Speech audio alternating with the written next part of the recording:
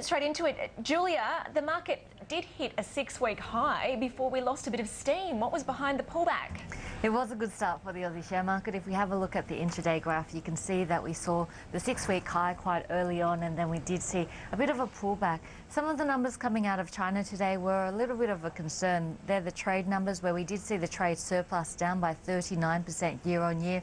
Exports up by just 2.9%. That's compared to an expectation of about 9%, and imports quite flat. So that's had an impact on the Australian share market as well as the Aussie dollar. But the positive momentum which came out of the numbers out over the weekend from China, with industrial production and retail sales coming in ahead of the expectations, did linger around, especially for those material stocks which didn't see a huge hit from those trade numbers out of China. In fact, if we have a look at Fortescue, Rio Tinto, Atlas Iron, all of these stocks doing extremely well today. Around the region, we also saw revised GDP numbers out of Japan, and a confirmation that Japan is now in a recession. So for the quarter, we saw an annualized contraction of 3.5%, and we saw the previous quarter being revised to a contraction of 0.1%. And here domestically, we also saw some data coming out, home loan data. We saw a rise of 0.1% in the number of home loans, but that was quite disappointing and below expectations.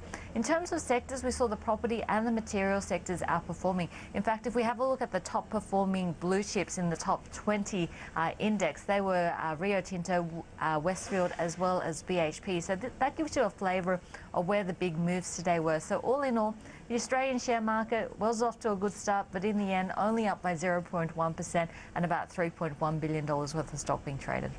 Yeah, we certainly did finish still well off that 45.81 level, Julia, that you mentioned earlier today that you'd like us to see before the year is out, as that was the benchmark to set for 2012. Is that correct? 4581.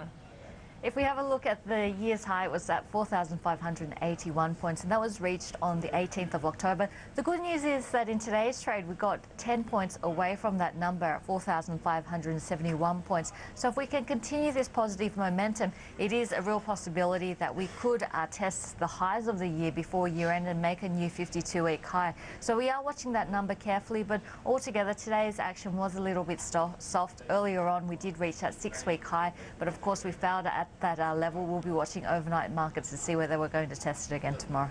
See the iron ore miners in particular outperform, and we have seen the iron ore price go back up to that 121 US a tonne mark.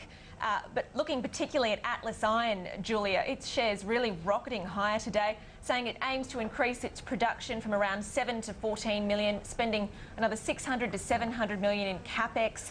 And this is a company where we've seen the stock price drop from around $3 to $1.30 over just the past few months.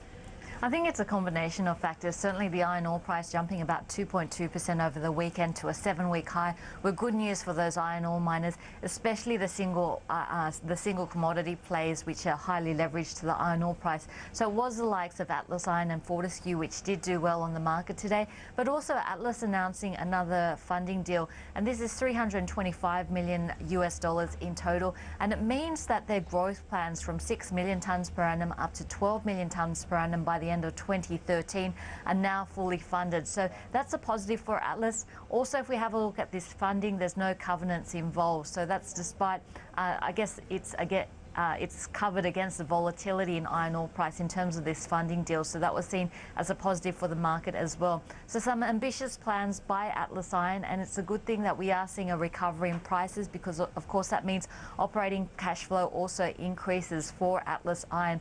And the infrastructure that Atlas currently has in place supports the growth plans as well. In fact, once Atlas starts to look over 15 million tonnes per annum, that's when we have to look at extra infrastructure for Atlas Iron. But today, a combination of the jump back that we've seen in iron ore prices, which are at a 7-week high, the better Chinese numbers, as well as the funding that was announced today. Great news for Atlas Iron share price, up just a touch under 8% today.